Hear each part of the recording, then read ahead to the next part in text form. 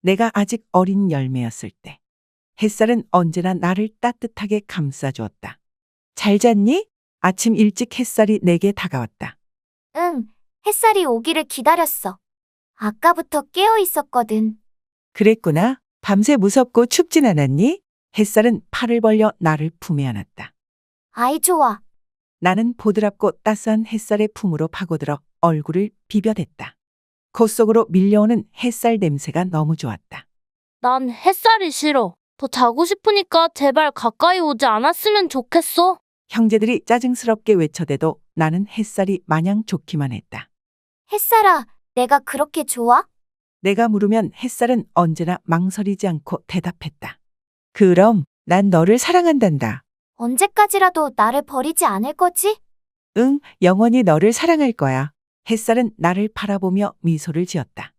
하지만 내가 햇살을 더 좋아했던 건지 모른다. 햇살이 지겹다며 숨는 형제들과 달리 나는 늘 햇살의 품에 안겨 눈을 감고 꿈을 꾸곤 했으니까. 무슨 꿈을 꾸었니? 햇살이 묻곤 했다. 커다란 나무가 되어 천년 동안 열매 맺는 꿈을 꿔. 나는 햇살에게 대답했다. 웃기네. 1000년씩이나. 나무가 되는 것도 기적인데. 쟤는 몽상가야! 꿈쟁이. 형제들이 돌아가며 비웃었다. 하지만 나는 부끄럽지 않았다. 햇살이 내 안에 달콤하고 부드러운 무엇인가를 채우고 있었다. 당시엔 그것이 생명과 지혜인지 알지 못했다. 바람은 언제나 나를 부드러운 손길로 쓰다듬어 주었다. 잘 지냈니? 늦은 오후였다. 바람이 내게 다가왔다. 응, 바람이 오기를 기다리고 있었어. 바람아, 나를 만져줘. 알았어. 내가 너를 쓰다듬는 동안 너는 눈을 감고 꿈을 꾸어봐. 네가 원하는 무엇이든 볼 수 있을 거야. 바람은 몇 번이고 반복해서 부드럽게 나를 쓰다듬었다. 아이 좋아. 나는 눈을 감고 꿈을 꾸었다. 스치는 바람의 손길이 햇살 냄새와 어우러져 너무 좋았다. 난 바람이 싫어. 나를 만지지 말았으면 좋겠어. 만지면 어지럽단 말이야. 이러다 떨어지면 어떡하려고! 제발 그냥 지나갔으면 좋겠어. 형제들이 여기저기서 짜증스럽게 외쳐대도 나는 바람이 마냥 좋기만 했다. 바람아, 내가 그렇게 좋아? 내가 물으면 바람은 언제나 망설이지 않고 대답했다. 그럼 난 너를 사랑한단다. 언제까지라도 나를 버리지 않을 거지? 응, 영원히 너를 사랑할 거야. 바람은 나를 바라보며 미소를 지었다. 하지만 내가 바람을 더 좋아했던 건지 모른다. 바람이 무섭다며 숨는 형제들과 달리 나는 늘 바람이 오기를 기다렸다 눈을 감고 꿈을 꾸곤 했으니까. 무슨 꿈을 꾸었니? 바람이 묻곤 했다. 커다란 나무가 되어 천년 동안 열매 맺는 꿈을 꿔. 나는 바람에게 대답했다. 웃기네. 1000년씩이나. 나무가 되는 것도 기적인데. 쟤는 몽상가야. 형제들이 돌아가며 비웃었다. 하지만 나는 부끄럽지 않았다. 바람이 내 안에 달콤하고 부드러운 무엇인가를 채우고 있었다. 당시엔 그것이 생명과 지혜인지 알지 못했다. 비는 언제나 나를 촉촉한 손길로 적셔주었다. 잘 지냈니? 어느 여름이었다. 비가 내게 다가왔다. 얼마나 반가웠는지 모른다. 응, 비가 오기를 기다리고 있었어. 비야, 나를 흠뻑 적셔줘. 알았어. 내가 너를 적셔주는 동안 너는 눈을 감고 꿈을 꾸어봐. 네가 원하는 무엇이든 볼 수 있을 거야. 비는 하루 종일 촉촉한 손길로 나를 적셔주었다. 아이 좋아. 나는 눈을 감고 꿈을 꾸었다. 내 몸으로 스며드는 물기가 바람과 햇살 냄새와 어우러져 너무 좋았다. 난 비가 싫어. 제발 나를 적시지 말았으면 좋겠어. 젖으면 찝찝하단 말이야. 이러다 내 살이 썩으면 어떡하려고! 제발 그냥 지나갔으면 좋겠어. 형제들이 여기저기서 짜증스럽게 외쳐대도 나는 비가 마냥 좋기만 했다. 비야, 내가 그렇게 좋아? 내가 물으면 비는 언제나 망설이지 않고 대답했다. 그럼 난 너를 사랑한단다. 언제까지라도 나를 버리지 않을 거지? 응, 영원히 너를 사랑할 거야. 비는 나를 바라보며 미소를 지었다. 하지만 내가 비를 더 좋아했던 건지 모른다. 비가 싫다며 숨는 형제들과 달리 나는 늘 비가 오기를 기다렸다. 눈을 감고 꿈을 꾸곤 했으니까. 무슨 꿈을 꾸었니? 비가 묻곤 했다. 커다란 나무가 되어 1000년 동안 열매 맺는 꿈을 꿔. 나는 비에게 대답했다. 웃기네. 1000년씩이나. 나무가 되는 것도 기적인데. 쟤는 몽상가야! 꿈쟁이. 형제들이 돌아가며 비웃었다. 하지만 나는 부끄럽지 않았다. 비가 내 안에 달콤하고 촉촉한 무엇인가를 채우고 있었다. 당시엔 그것이 생명과 지혜인지 알지 못했다. 너에게서는 달콤한 향기가 나는구나. 어느 가을 오후였다. 햇살이 나에게 다가와 말했다. 햇살이 얼마나 나를 사랑하는지 느낄 수 있었다. 고마워. 다 네 덕이야. 햇살이 나를 이렇게 키웠어. 나는 햇살이 진심으로 고마웠다. 얼마나 예쁘고 사랑스러운지. 정말 잘 자랐구나. 어느 가을 밤이었다. 바람이 다가와 내 귀에 대고 속삭였다. 바람의 손길에는 솜사탕 같은 사랑이 담겨 있었다. 고마워, 바람아. 바람이 나를 이렇게 예쁘게 만들어 주었어. 나는 바람이 정말 고마웠다. 너는 완벽해. 신은 너같이 완벽한 작품이 나오길 기다렸을 거야. 아마 신도 너에게 반했을걸? 비가 다가와 내 몸을 조심스럽게 적셔주었다. 비는 엄마의 가슴 같은 사랑을 내 입에 물려주었다. 고마워, 비야. 비가 나를 이렇게 티 하나 없이 깨끗하게 만들어 주었어. 나는 비가 정말로 고마웠다. 햇살과 바람과 비의 칭찬에도 나는 어쩐지 쓸쓸한 기분이 들었다. 그리고 종종 알 수 없는 설레임과 막연한 두려움이 나에게 엄습했다. 하지만 나는 내가 자랑스러웠다. 저 애는 곧 팔려갈 거야. 형제들이 수군거렸다. 칫! 나는 형제들의 말을 무시했다. 형제들이 나를 시기한다고 생각했다. 나도 팔려가고 싶다. 형제 중 누군가 하품 섞인 목소리로 중얼거렸다. 만약 네가 예뻐지지 않는다면 팔려가는 일은 절대 없을 거야. 우리 중 가장 덩치가 큰 형제가 말했다. 나도 예뻐지고 싶어. 우리 중 가장 작은 형제가 불만이 가득한 소리로 말했다. 햇살과 바람과 비를 싫어하면서 어떻게 예뻐지길 바라지? 그들을 싫어하면 너희는 그냥 그대로 볼품없이 자랄 거야. 그럼 어떻게 돼? 그냥 버려질 뿐이야. 거들떠 보지도 않고 쓰레기통에 던져버린다고. 지겨운 햇살이야. 귀찮은 바람이야. 찜찜한 비야. 형제들은 차례로 돌아가며 햇살과 바람과 비를 비웃었다. 그들은 팔려가고 싶어 했고 팔려가는 꿈을 꾸면서도 햇살과 바람과 비를 싫어했다. 형제들처럼 나도 팔려가는 상상을 하고 있었다. 한때 팔려가는 게 꿈처럼 여겨졌기 때문이었다. 예쁜 모습으로 팔려가는 게 꿈의 한계였고 좋은 것이라고 착각했던 것이다. 1000년 동안 열매 맺는 나무가 되겠다고 했지만 솔직히 그 꿈은 너무 멀고 아득해서 진짜 꿈이라고 할 수도 없었을지 몰랐다. 형제들이 말한 것처럼 당시로선 1000년 동안 열매 맺는 나무가 된다는 건 망상에 지나지 않았다. 아득한 우주 저 멀리 닿을 수 없는 곳에 있는 어느 별을 상상하는 것처럼 말이다. 그렇지만 나는 꿈을 멈추지 않았다. 나는 보이지 않는 곳에 있는 어느 아름다운 별을 상상하듯 1000년 후의 내 모습을 상상하고 꿈꾸었다. 철없던 나는 형제들처럼 팔려가고 싶어 했는데 그것은 예쁘고 건강하다는 의미였기 때문이다. 그래서 나는 팔려가고 싶어서 뽐내기도 했다.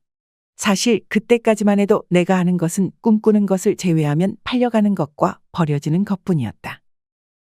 팔려가느니 차라리 버려지는 게 나을 수도 있어. 마침 우리 곁으로 다가온 바람이 속삭였다. 왜? 나는 바람의 충고에 놀라서 소리쳤다. 팔려가는 순간 괴물들이 너희를 먹어치울 거야. 어떤 괴물은 너희를 실제 먹어치운다고. 바람은 지나가는 말처럼 내뱉었다. 진작부터 그렇게 될 줄을 알고 있었다는 듯이. 이렇게 예쁜 나를? 바람의 말이 내겐 너무 터무니없이 들렸다. 알 수 없는 배신감도 느꼈다. 안타깝게도 예뻐야만 팔려간단다. 바람의 말에 충격을 받은 나는 아무 말도 할 수 없었다. 나를 놀리려고 농담하는 거지. 나는 겨우 정신을 차렸다. 그리고 어색하게 웃음 지었다. 억지로라도 웃지 않으면 눈물이 쏟아질 것 같았다. 바람아, 그렇게 짓궂은 농담은 하지 않았으면 좋겠어. 나를 사랑하는 바람의 말이었지만 믿을 수 없었다. 바람의 말이 맞아. 그들은 너희들뿐만 아니라 무엇이든 먹어치우는 괴물이야. 시체 먹는다는 것도 사실이고 괴물들은 과육보다는 씨를 더 좋아하기도 해. 아마 머지않아 지구도 삼켜버릴걸. 햇살의 목소리는 평소와 달리 냉정했다. 나는 그저 멍한 눈으로 허공을 응시하고 있었다. 그토록 아름답던 세상이 슬픔으로 가득 찼다.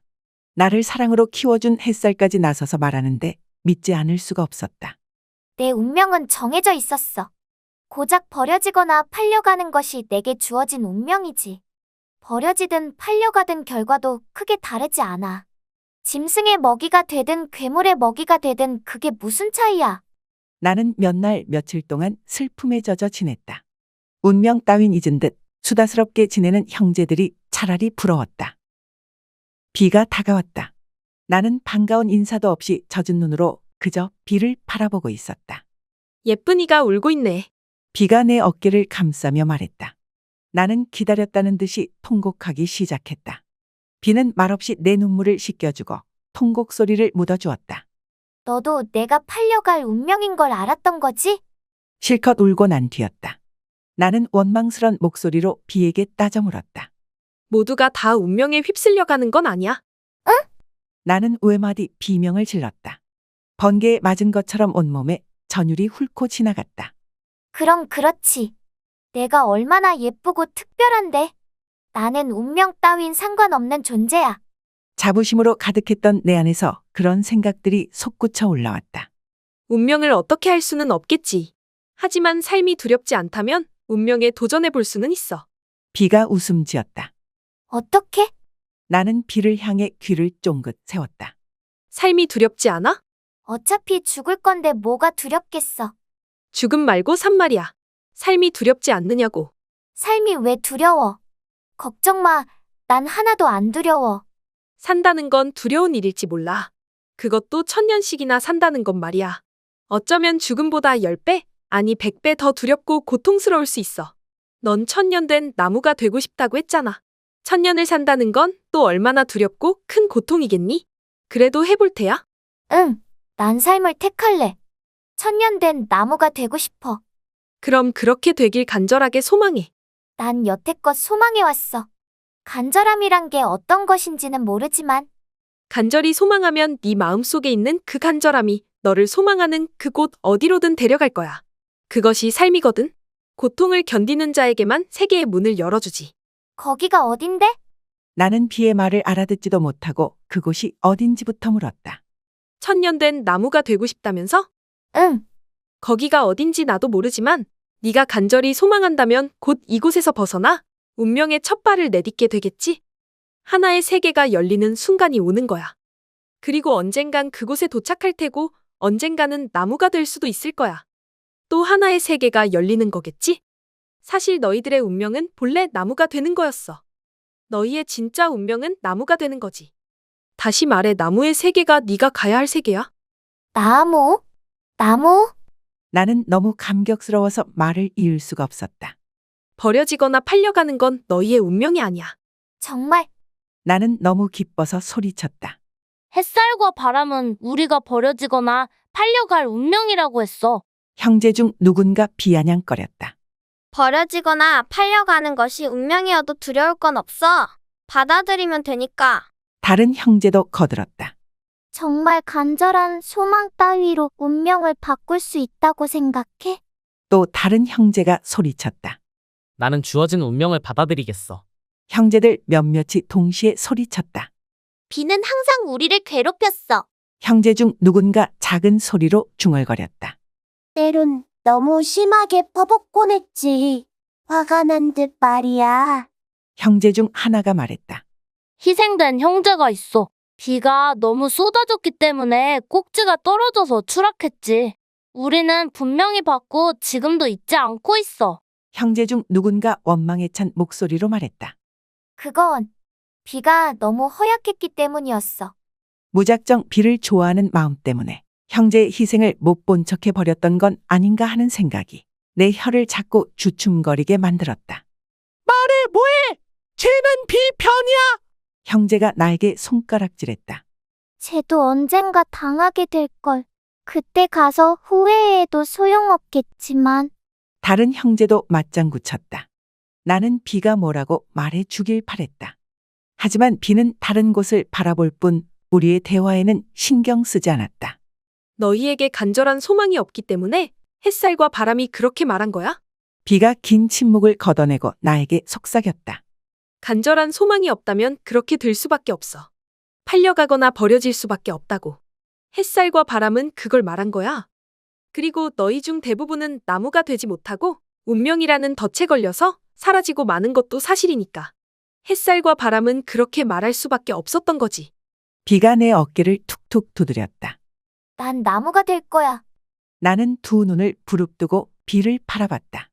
내 안에 간절한 소망이 있음을 보여주고 싶었다. 언제나 지치지 않는 간절한 소망을 가지면 돼. 간절한 소망? 나는 말뜻을 음미하느라 속갯말로 중얼거렸다. 마음 깊은 곳에 있는 간절한 소망. 비가 화답하듯 속삭였다. 얼마나 깊어야 할까? 나는 내가 얼마나 간절하게 소망해야 하는지 알고 싶었다. 깊어진다는 건 절실하다는 것 아닐까? 얼마나 절실해야 할까? 그 간절한 소망이 얼마나 절실해야 운명을 거슬러 올라갈 수 있는지는 나도 모르겠어. 하지만 그 간절하고 절실한 소망만이 너의 진짜 운명을 되찾아 준다는 걸 잊어선 안 돼. 너에게 주어진 본래의 운명은 나무가 되는 것이라는 걸 절대 잊지 말아야 해. 그러니까 어떻게 해야 지금 나에게 닥친 운명의 강을 거슬러 올라가서 내 본래의 운명을 찾아갈 수 있냐고 묻고 있잖아. 나는 비에게 짜증을 부렸다. 지금까지 말했잖아. 간절하게 소망하는 것이라고. 비가 웃음 지으며 내 등을 쓰다듬었다. 그러니까 지금 내가 할 수 있는 게 뭐냐고.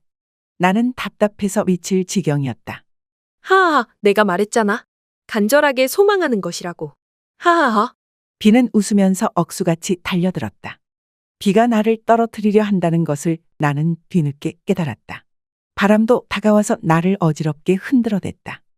비와 바람은 나를 금방이라도 떨어뜨릴 것처럼 무섭게 흔들어댔다. 나는 간신히 매달려서 버티고 있었다. 무섭고 두려웠다. 비와 바람의 정체도 의심스러웠다. 그들을 의심해 보기는 처음이었다. 내가 보는 앞에서 비와 바람은 힘을 합해서 나약한 형제들을 가차없이 떨어뜨렸다. 이제 그들은 결심이라도 한 듯 내가 불러도 대답하지 않았다. 혼란스럽고 어지러웠다. 떨어진다는 것은 버려지는 것과는 다른 것 같아. 당연히 팔려가는 것과도 다르지. 나는 위태롭게 매달린 채 생각했다. 비와 바람은 나를 사랑해. 내 안에서 그런 외침이 들려왔다. 나를 떨어뜨리려는 데는 이유가 있을 거야.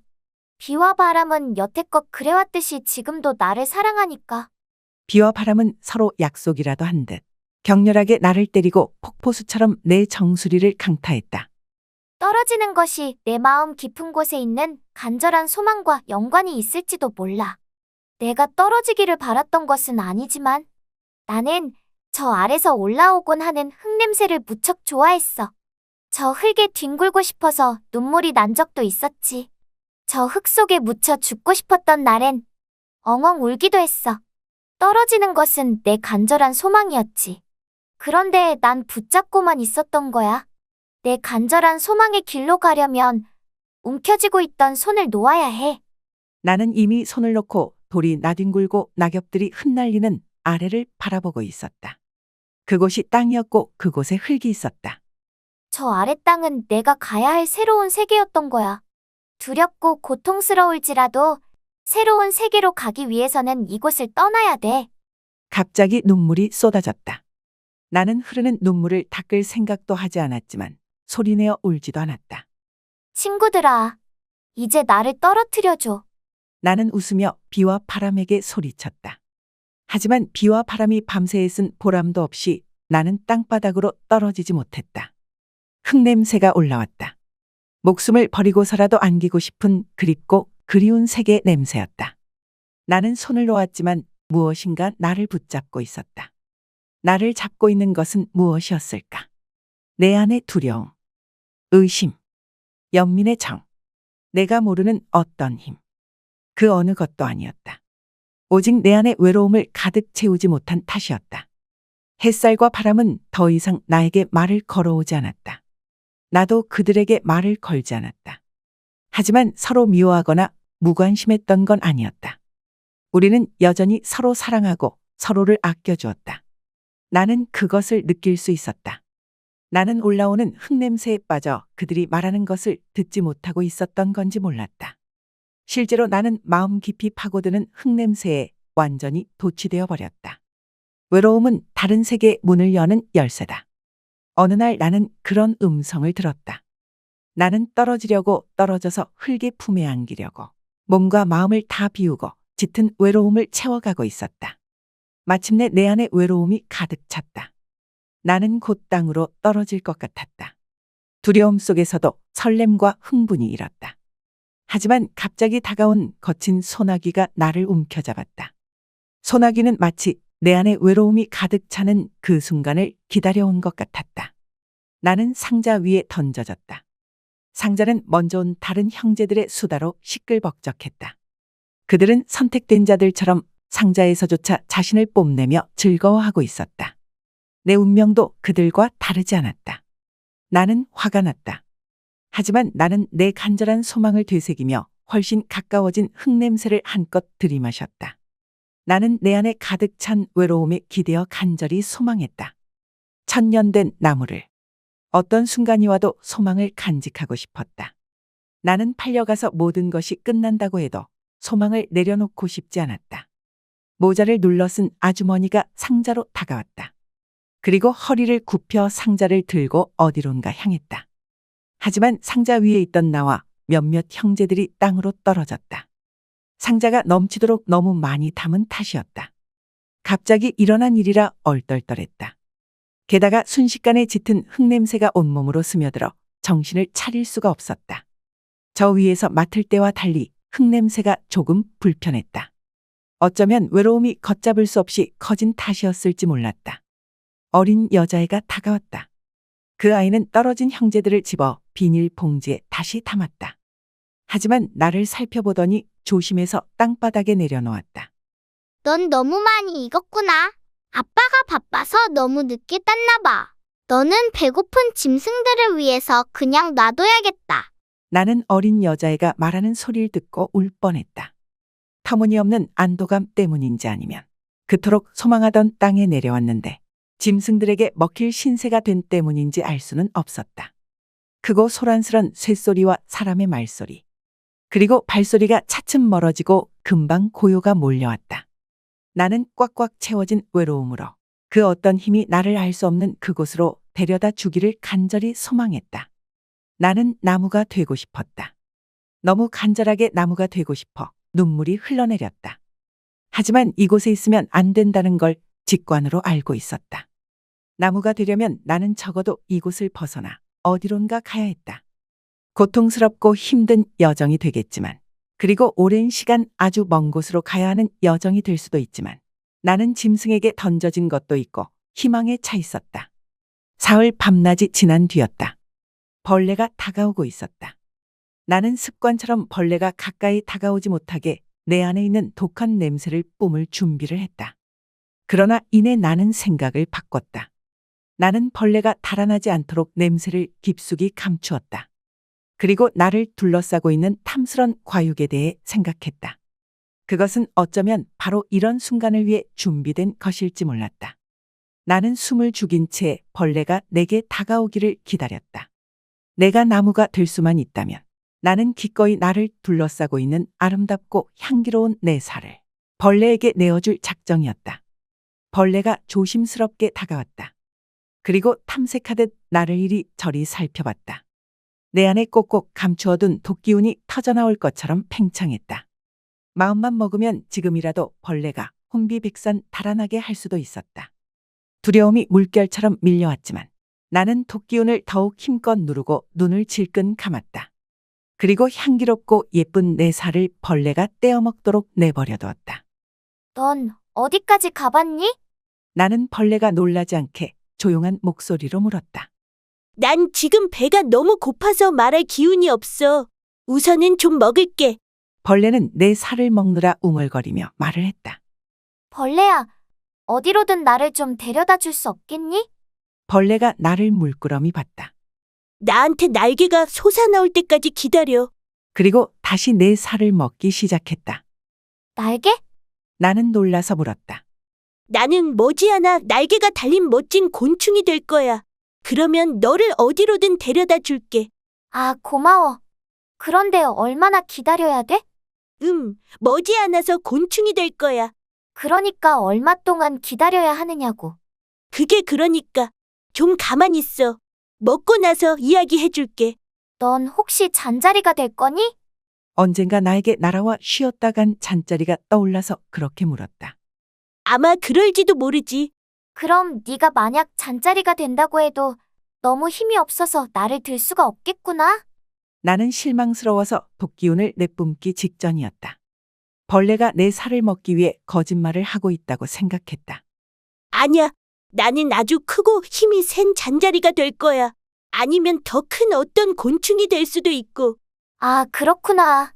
나는 조금 마음이 놓였다. 물론 그러려면 매일매일 네 살을 먹어야 할지도 몰라.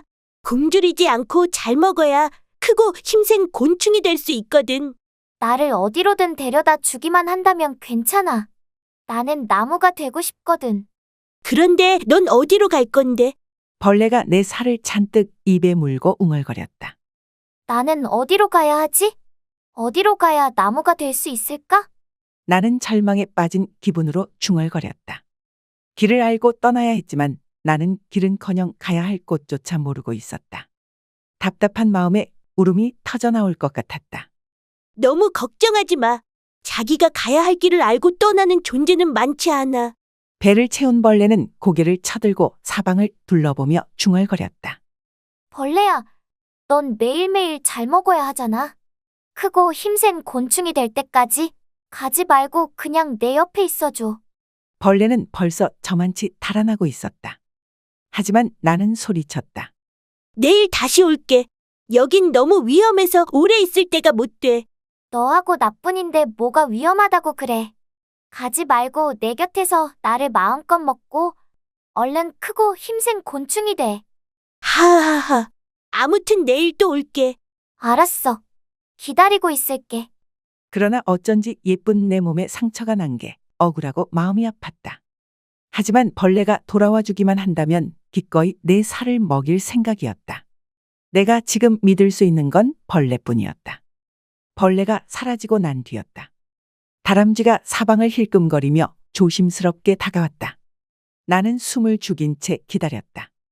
하지만 속으로는 많은 생각을 하고 있었다.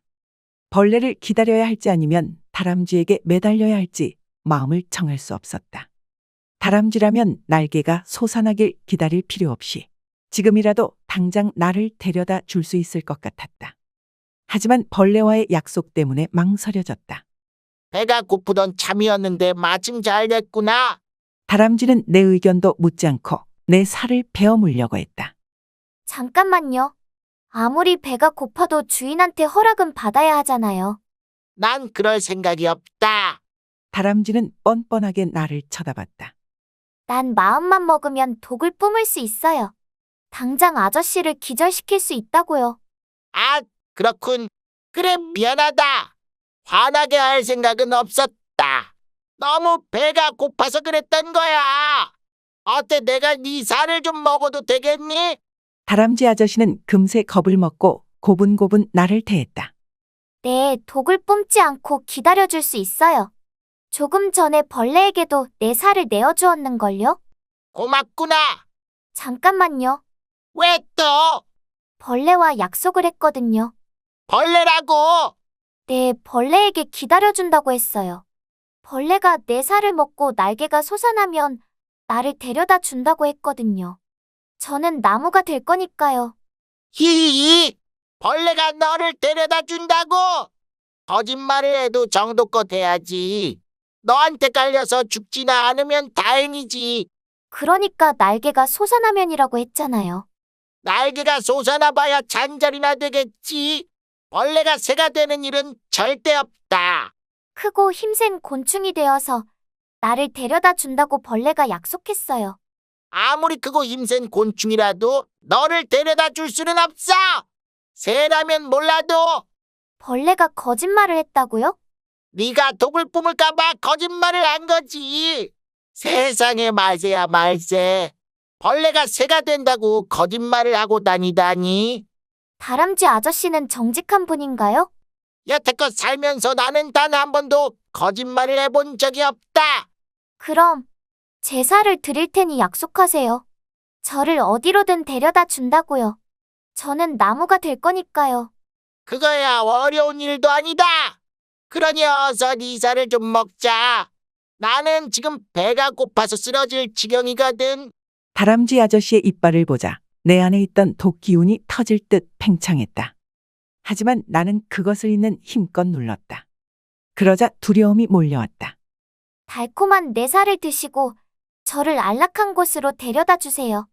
저는 나무가 될 거니까요. 나는 용기를 내서 내 살을 다람쥐 아저씨가 먹도록 내버려 두었다. 세상에 안락한 곳은 없단다. 사방천지가 위험투성이지. 벌레든 곤충이든 짐승이든 삶은 늘 위기란다. 위기가 없다면 삶도 아니지. 다람쥐는 내 살을 먹으면서 중얼거렸다. 그래도 조금은 나은 곳이 있을 거 아니에요. 저에게 어울리는 그런 곳이면 더 좋겠지만. 냠냠냠. 네가 독을 뿜지만 않는다면 다 먹고 나서 그런 곳으로 데려다 주지. 냠냠. 다람쥐는 내 살을 허겁지겁 갉아먹었다. 다람쥐 아저씨 왜 그러세요? 제 살을 먹다 말고 어딜 가시는 거예요? 다람쥐 아저씨가 갑자기 달아났다. 무엇인가 놀란 것 같았다. 나에게 위험이 닥쳤단다. 내가 말했지. 삶은 늘 위기라고. 위기를 극복할 수 없으면 피해야 하는 거야. 그걸 명심해. 도깨비라도 나온 건가요? 아무것도 없는데 뭐가 위험하다는 거예요. 제발 돌아오세요. 저를 어디로든 데려다 주셔야죠. 나는 슬프고 절박한 심정으로 외쳤다. 하지만 다람쥐 아저씨는 순식간에 어디론가 사라져버렸다. 사방은 쥐 죽은 듯 고요했다. 어디선가 괴물이 툭 튀어나와 나를 한 입에 집어삼킬 것 같았다. 나는 다람쥐 아저씨가 왜 갑자기 달아났는지 알지도 못하면서 덩달아 두려움에 사로잡혔다. 나는 뒤늦게서야 커다란 새 한 마리가 낮게 날고 있는 것을 발견했다. 다람쥐 아저씨를 달아날 수밖에 없게 만든 것은 크고 웅장하고 무서운 존재, 독수리였다. 나는 그 장엄함에 겁을 집어먹고 잔뜩 움츠렸다. 독수리가 원한다면 나를 통째로 집어삼킬 수도 있을 것 같았다. 다람쥐 아저씨는 위기가 오면 피하고 보라고 했지만 나는 피하지도 달아날 수도 없는 운명을 타고난 존재였다. 고스란히 운명에 내던져진 존재. 그것이 나였다. 어차피 위기를 피하기는 틀린 일이었다. 나는 위기와 정면으로 맞닥뜨려 보기로 작정했다. 나는 마음을 굳게 먹고 독수리를 똑바로 쳐다봤다. 하지만 독수리는 나에게 관심조차 보이지 않았다. 독수리 아주머니, 저 여기 있어요. 저 좀 보세요. 제 살을 드시고 나를 어디로든 데려가 주세요. 나는 용기를 내어 소리쳤다. 독수리는 내가 하는 말을 못 들었는지 공중에서 꼼짝도 하지 않고 머물러 있었다. 달아난 다람쥐 아저씨를 찾고 있는 듯 했다. 독수리 아주머니, 여기 좀 보세요. 제 살도 먹을만 하다고요. 나는 다시 있는 힘을 다해 소리쳤다. 운명에 내던져진 몸. 이대로 살아남는다고 해도 뒹굴러 다니다 죽을 건데 더 겁낼 것도 없었다. 그때였다. 공중에 정지해 있던 독수리가 쏜살같이 내려와 한쪽 발로 나를 낚아챘다. 그리고 거짓말처럼 하늘로 솟구쳐 올라갔다. 그 속도가 너무 빠르고 또 너무 높이 올라가서 무섭고 어지러웠다. 독수리는 빠르게 날아서 순식간에 산을 넘고 강을 건넜다. 드넓은 평야를 지나서 또 다른 산을 넘었다. 데려다 달라고 해놓고 왜 말을 안 하니? 독수리가 부리로 나를 톡톡 쪼았다. 어디로 갈지 모르겠어요. 세상은 처음이거든요. 하지만 나는 나무가 될 거예요. 웃기는 녀석이군. 아이들이 둥지에서 나를 기다리고 있어. 아이들을 굶기지 않으려면 어서 사냥을 해서 돌아가야 한다고. 괜히 시간만 낭비했군. 독수리는 공중에서 나를 놓아버렸다. 이 높은 곳에서 나를 떨어뜨리면 어떡해요? 나는 놀라서 소리쳤다. 이 세상에 자신이 어디로 갈지 알고 있는 것들이 몇이나 되겠니? 독수리는 떨어지고 있는 나를 낚아챌 듯 빠르게 다가와서 소리쳤다. 나는 나무가 될 거예요. 나는 큰 소리로 외쳤다. 네 안에 있는 갈망이 너를 데려다 줄 거다. 갈망은 또 뭐죠? 네 마음속 지도 같은 거지. 난 나무가 될 거예요. 나는 다시 큰 소리로 외쳤다. 독수리는 순식간에 방향을 바꾸어 치솟아 올랐다. 그리고 멀리 날아가 버렸다. 하늘에서 땅바닥까지 거리는 한 뼘밖에 되지 않았다. 나는 눈 깜박할 사이에 땅바닥에 떨어졌다. 그 충격으로 나는 몇 번이나 공중으로 튕겨 올랐다. 그리고 마침내 대굴대굴 굴러다니다 풀숲에 걸려 멈췄다. 정신을 차리고 보니 나를 감싸고 있던 살들은 온데간데 없이 사라지고 없었다. 나는 흉측한 알몸을 드러내고 벌거벗고 있었다. 독수리가 나를 너무 꽉 움켜쥐어서 간신히 붙어있던 살들이 으스러진 데다 그나마 땅에 부딪히면서 내 예쁜 살들이, 아니 상처투성이던 살들이 산산조각 흩어져 버린 것이었다. 나는 이제 그 누구에게도 내어줄 것 없는 초라한 알몸이었다. 그날 이후 나는 어딘지 알 수 없는 풀숲에서 햇살과 바람과 비에 조금씩 부서져 내리고 있었다. 친구였던 그들이 입을 꼭 다문 채 내게 주었던 모든 것을 도둑처럼 다시 가져가고 있었다. 햇살과 바람과 비. 너희는 한때 나를 키우더니 이제 다시 걷어가려 하는구나. 나는 그렇게 중얼거렸다. 그러나 나를 자라게 하고 살찌우던 햇살과 바람과 비가 나를 갉아먹어도 나는 아무것도 할 수 없었다.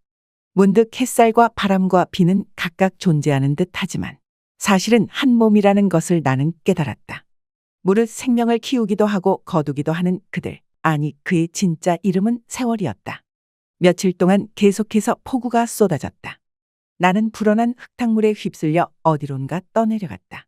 도중에 나는 풀과 나무에 걸려 꼼짝도 못하고 한 곳에서 맴돌기도 했다. 그리고 소용돌이와 폭포에 휩쓸려 정신을 잃었다가 며칠이 지나서 깨어난 적도 여러 차례였다. 그렇게 나는 조금씩 침식당하고 있었다. 하지만 나는 꿈을 버리지 않았다. 절망에 빠져서도 내 마음이 원하는 그곳을 갈망하였다. 나는 나무가 될 거야. 나는 나를 무너뜨리려고 달려드는 모든 것들을 향해 큰 소리로 외쳤다. 그리고 내가 그곳에 다다르게 될 날을 상상했다. 시간이 얼마나 지났는지 알 수 없다. 의식을 되찾았을 때 사방은 어둠뿐이었다. 그리고 차갑고 축축하고 향기로운 그 무엇이 나를 짓누르고 있었다. 아주 오랜 시간 동안 그 어둠 속에서 나는 외로움과 추위에 떨면서 깨어났다가 기절하기를 반복했다. 얘야, 깨어나렴. 어서 나와서 내 손을 잡아. 어느 날 아주 먼 곳에서 나를 사랑했던 햇살의 목소리가 들려왔다. 얘야, 어서 와. 우리가 널 기다리고 있단다. 바람의 목소리도 스치듯 들려왔다. 얘야, 이제 그만 움츠리고 편히 뿌리를 뻗어봐. 비가 발 아래로 손수 나를 찾아와서 속삭이기도 했다. 옛 친구들 덕분이었다. 나는 나를 에워싸고 있는 두터운 어둠을 마구 뜯어먹는 꿈을 꾸었다. 그토록 단단하고 틈새 하나 없던 어둠의 껍질에 금이 같다. 그리고 그 틈새로 붉은 불덩이가 흘러내릴 듯 고여 있었다. 나는 어디에서 힘이 났는지 갑자기 굶주린 사자처럼 으르렁거리며 어둠을 뜯어먹기 시작했다. 내가 걸신 들린 듯 뜯어먹은 어둠은 내가 그토록 집착하던 나였다. 내가 살기 위해 움츠리고 숨어있던 껍질이었다. 나는 나를 에워싸고 있던 껍질을 깨트리고 나서야 비로소 죽음 같은 잠에서 깨어났다. 그리고 어느덧 나는 힘차게 대지를 뚫고 있었다. 아래로는 뿌리가 대지를 비집고 힘차게 뻗어나가는 중이었다. 그리고 위로는 여리고 가늘지만 세상 그 무엇보다 강한 줄기가 두껍고 딱딱한 대지를 헤치고 지상으로 나아가는 중이었다. 나무가 되는 것은 어처구니없게도 나를 깨뜨리고 나서야 비로소 가능한 일이었다. 죽어서 천당에 온 줄로 착각했다. 하지만 이곳은 천당이 아니었다. 내가 다시 살아가야 할 세상이었다. 그토록 바라던 꿈의 첫 발을 내디딘 거였다. 내 꿈을 잘 부탁해. 나는 천년을 사는 나무가 될 거야. 나는 햇살과 바람에게 인사를 건넸다. 뒤늦게 찾아온 비와도 깊은 포옹을 나눴다. 나는 바람이 흔들면 바람에 몸을 맡겼다. 때로는 넘어지면 안간힘을 다해 일어났다. 그러나 다시 일어나기 힘들 만큼 심한 절망에 빠진 적도 있었다. 그대로 누워있으면 죽을 것 같았다. 삶이 두렵지 않아? 오래전 비가 나에게 물었던 것처럼 나에게 물었다. 어차피 죽을 건데 뭐가 두렵겠어. 내가 대답했다. 죽음 말고 산 말이야. 삶이 두렵지 않느냐고. 삶이 왜 두려워? 걱정 마. 난 하나도 안 두려워. 산다는 건 두려운 일일지 몰라. 그것도 천년씩이나 산다는 건 말이야? 두렵고 고통스럽지 않은 삶이 어딨겠어. 그래서 삶이 가치가 있는 거라고 생각해. 나는 오래전 비의 질문에 대답하지 못했던 일을 떠올리며 굳은 결심으로 나에게 대답을 했다. 어쩌면 죽음보다 10배, 아니 100배 더 두렵고 고통스러울 수 있어. 넌 천년된 나무가 되고 싶다고 했잖아.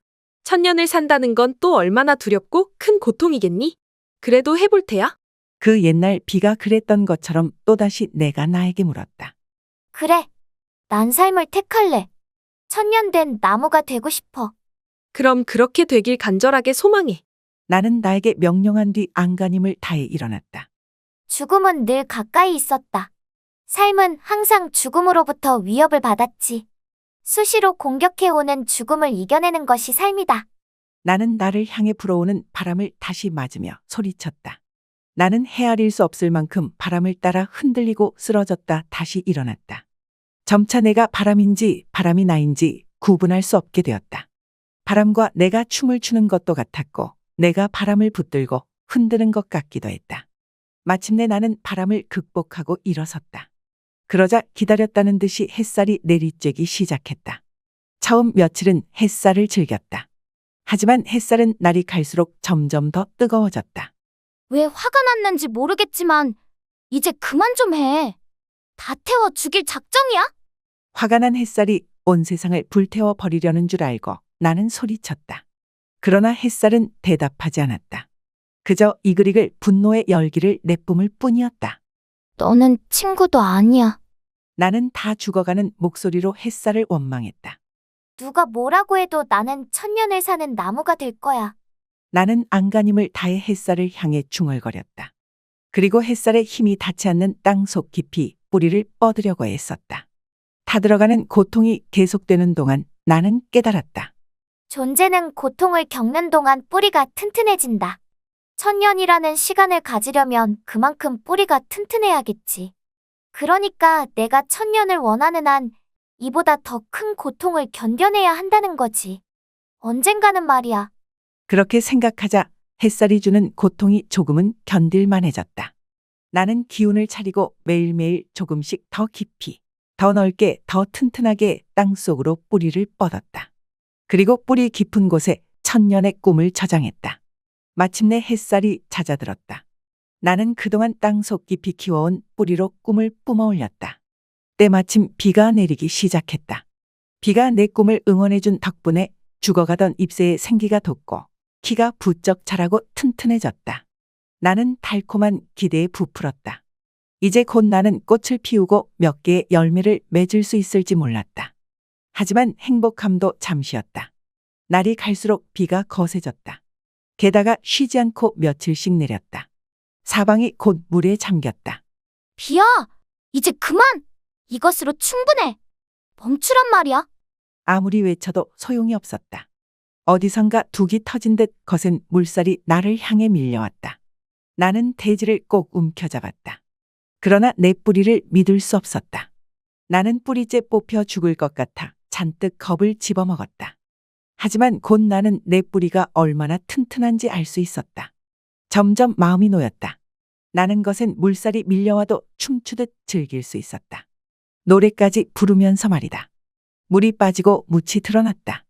나는 하루가 다르게 성장했다. 그리고 천년을 지탱해줄 나의 기둥이 모습을 드러냈다. 모든 시련을 견뎌내고 나는 마침내 나무가 되었다. 고마워, 친구들아. 내가 나무가 될 수 있었던 건 모두 너희들 덕분이야. 다시 찾아온 햇살과 바람을 나는 감사하는 마음으로 맞이했다. 네 꿈이 너를 이곳까지 데리고 온 것일 뿐이야. 햇살과 바람이 따뜻하게 나를 안아주었다. 고마워, 비야. 네가 나를 이렇게 키웠어. 덕분에 끄떡도 하지 않는 나무가 되었지. 언제나 한 발 늦게 찾아오는 비에게 나는 고백했다. 언제나 나는 너의 꿈을 응원할 뿐이야. 비가 촉촉하게 나를 감싸 안았다. 돌이켜보면 외롭고 아프고 슬펐던 모든 순간이, 고통스럽고 외로웠던 수많은 날들이 선물이었다. 그토록 원망하고 미워했던 친구들이 천년 동안 나를 키우고 번성하게 한 선물. 나는 그저 그것을 극복하기만 하면 되었다. 끝. 영혼 개발서. 외로움은 다른 세계의 문을 여는 열쇠다. 소설가 이세벽 지음.